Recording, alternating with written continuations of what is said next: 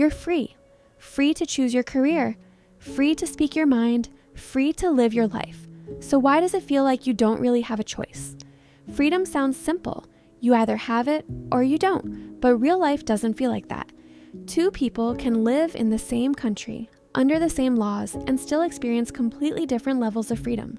One can take risks, walk away, start over. The other can't. So maybe freedom isn't just about what's allowed, but what's actually possible, and we still call both of them free. Philosopher Isaiah Berlin divided freedom into two ideas: freedom from control and freedom to act. One removes limits. The other gives you the ability to actually do something. You might be free to speak, but without education, confidence, or opportunity, how far does that freedom really go? But not everyone agrees with this. Some thinkers argue the opposite.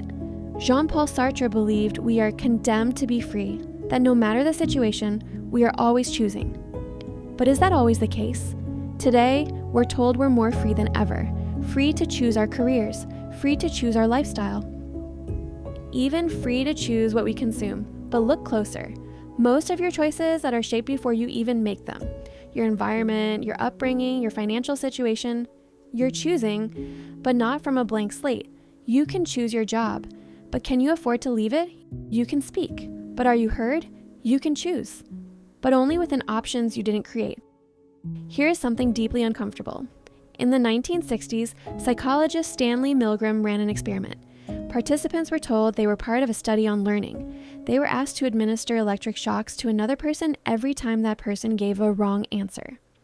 The shocks increased in intensity each time. But here's the truth. The person receiving the shocks wasn't actually being harmed. They were an actor, but the participants didn't know that. As the experiment went on, the person in the other room began to scream, pleading to stop, begging to be released.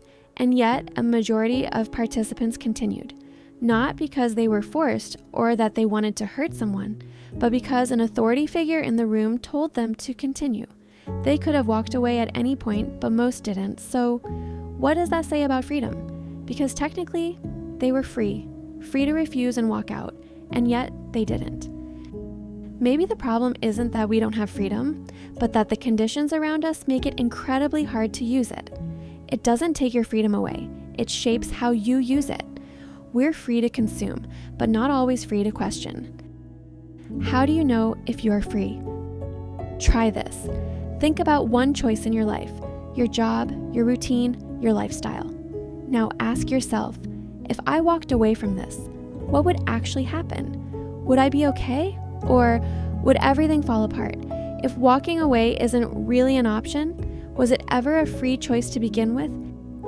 And maybe that's the difference between having choices and having freedom. Maybe freedom isn't just about being left alone. Maybe it's about having the ability to actually live differently, to become something more than what your circumstances allow. Freedom today isn't about chains, but about invisible limits we've learned to accept. And maybe the deeper problem is this. Sometimes, we don't just lack freedom, we avoid it. Do you feel free or just free enough not to question it? If this made you question something, then that's a good place to start. If you want to explore these ideas further, consider subscribing and let me know, what does freedom mean to you? Thanks for watching.